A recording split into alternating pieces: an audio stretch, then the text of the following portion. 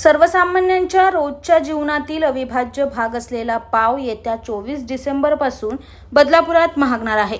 पावाच्या लादीमागे 3 रुपयाची दरवाढ करण्याचा निर्णय Kulgaon Badlapur bakery owners welfare association तर्फे घेण्यात आला असल्याची माहिती अध्यक्ष आयुब गडकरी यांनी दिली।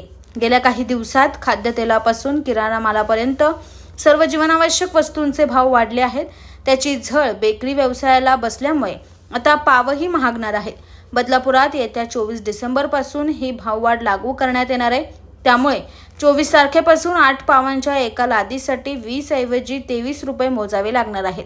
बदलापुरात 20 बेकऱ्या असून या ठिकाणी दररोज 20,000 पावाच्या लाद्या तयार केल्या जातात।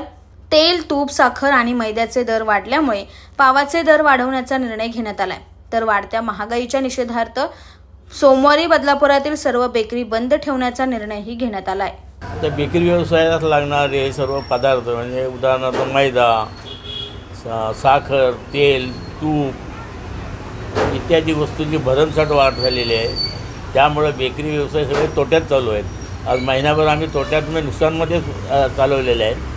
तर त्यामुळे सगळं बेकरी असोसिएशनने मीटिंग घेतली। त्या मीटिंगमध्ये चर्चा झाली की आपल्याला परवडण्याचं नाही आहे, म्हणून 3 रुपये लादीमागे आम्ही 8 पावाच्या लादीमागे 3 रुपये वाढवण्याचा निर्णय घेतला।